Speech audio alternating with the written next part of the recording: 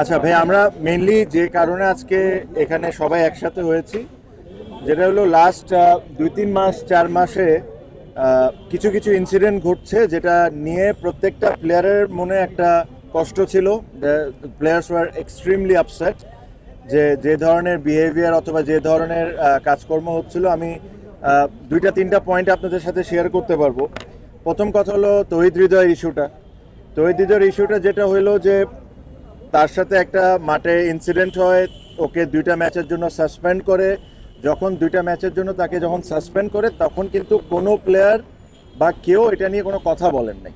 Umpire, match referee মিলে তাকে suspend করেছেন। হ্যাঁ, ব্যক্তিগতভাবে আমরা মনে করতে পারি যে ডিসিশনটা ওয়াজ হার্শ, বাট এটা নিয়ে আমরা কিন্তু কেউ কোনো সময় কোনো কথা বলি নাই। তার কিছুদিন পর দেখলাম যে 2 ম্যাচ থেকে 1 ম্যাচ করা হলো, এটা বিসিবির করেছে।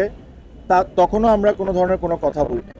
তখন তৌহিদ হৃদয় একটা ম্যাচ সাসপেন্ড ছিল, না খেলে একটা, তারপরে সে 2টা ম্যাচ খেললো।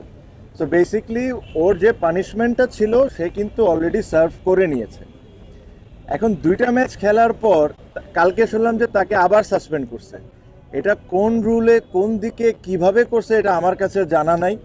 সো এই জিনিস নিয়ে আমরা খুব ওয়ারিড ছিলাম। এটা actually it was very funny. এটা কোনোভাবেই সাসপেন্ড হতে পারে না, বিকজ যে ছেলে অলরেডি সাসপেনশন হয়েছে, তাকে বিসিবি অ্যালাউ করেছে খেলার জন্য 2 ম্যাচ, তাকে আবার আপনি কিভাবে সাসপেন্ড করতে পারেন? সো এটা একটা আমাদের একটা বড় পয়েন্ট ছিল।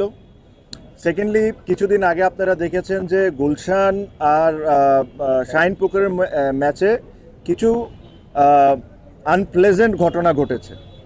আমরা এই জিনিসটা ক্রিকেট বোর্ডকে ভেরি ক্লিয়ারলি বলেছি যে দেখেন, যদি ওখানে কোনো ধরনের কোনো কারাপশন হয়ে থাকে বা কোনো প্লেয়ার কোনো রং ডুইংসে থাকে, আমরা সবাই চাই এটার শাস্তি হোক, আমরা এটার সাথে 100%। বাট তার মানে এটা না আর কাউকে এটার কোনো অধিকার নাই আপনি ওই 2টা ছেলেকে নিয়ে যায় মিডিয়ার সামনে তাকে দিয়ে অ্যাক্টিং করাবেন। এটা ওয়ার্ল্ডে কোনো অ্যান্টি কারাপশন বা কোনো জায়গায় এই নিয়ম নাই।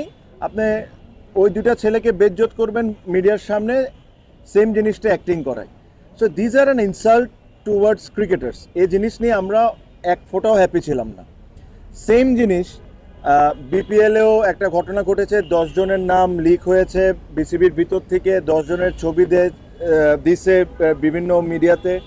এগেইন, ওখান থেকে কেউ যদি দোষী হয়, আমরা সব ক্রিকেটাররা চাই তার পানিশমেন্ট হোক, তার যতটুকু শাস্তি দেওয়া সম্ভব দেওয়া হোক।